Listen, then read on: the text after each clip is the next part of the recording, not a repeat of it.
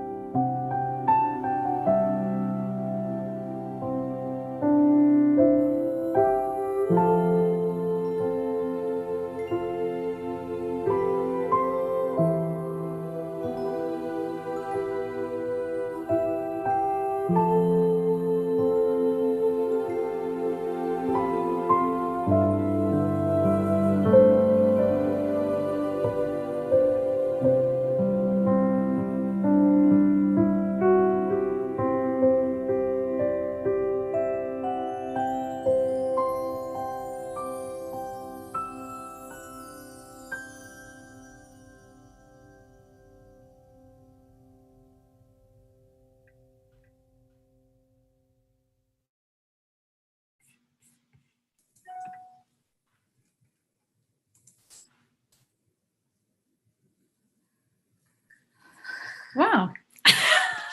We are back. We're back, and that was really interesting.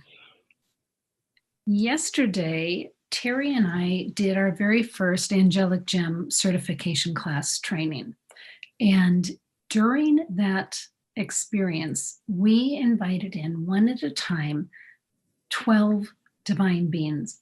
9 of them were archangels. One was Divine Mother, one was the Christ consciousness, and one was God. And with the group, we would experience each divine being one at a time. And then we would come back and we would share what we had experienced. And Gabby, who is one of our EWN hosts, she was in the group. She and I saw something very similar on one of them. She had seen the divine, it was an archangel, and I think it was Gabriel, although I couldn't swear to it right now, unrolling a scroll for her to see that there was all this writing on, and she would understand it later. I was shown this golden book, and it like opened very heavy right in front of me. And I saw that there was, it almost looked like a circuitry, a motherboard, I think you call it, Teri, where information goes from one thing to another, to another, to another, to another. And I didn't understand it yesterday, but I understood we were supposed to come in and look at that this morning. And we did. And Archangel Gabriel was very present in showing that to us and helping us understand what we were looking at. Teri, you want to add a little bit in on that so far, and then? Well, what we realized is, as they showed us that, I call it a motherboard because that's how I envision it, that we are a dot on that. And there's all these connections that come out from that dot. And we don't know where all that's going. We don't know where that information is traveling to. And we're not really supposed to be concerned about it. That represents all of us, I feel like. Everybody is a dot. And you don't know the ripple effect as you send out your love and you send out messages that come through you from divinity. That was the important message that we got from this meditation, is to keep on putting it out there. And you don't know that somewhere way across that board, which could be across the world, somebody is receiving that information. They're receiving that message and knowing that they're not alone, knowing that they're loved and they're lifted up. And it may be the only light that they are getting right now. So it's a message to continue on, to just keep going. And as I like to say, don't stop 1 minute before the miracle, because miracles happen every day. And the more we just open up to it and allow it to flow through us, it will. It was a beautiful meditation, Ruth. I really got a lot of symbols myself, and a lot of just opening to possibilities. We saw the symbolism in the number 12. And we didn't create the angelic gems. Spirit created that. Archangel Raphael brought it through. And then we were shown the 12 that were working with it. So we're just now beginning to unravel what that all means, what working with 12 divine beings really symbolizes. And I think you heard the 12 tribes was one message that came in. So there's a lot of symbolism, a lot of deeper meaning that we don't even know yet. It's still unraveling for us, but as it unravels, we share. So we will be sharing more about those beautiful gems, the cards, and the meditations that happen with it. What I love about that gold book was that it was kind of like the playbook of life, and everybody's involvement is in that one book.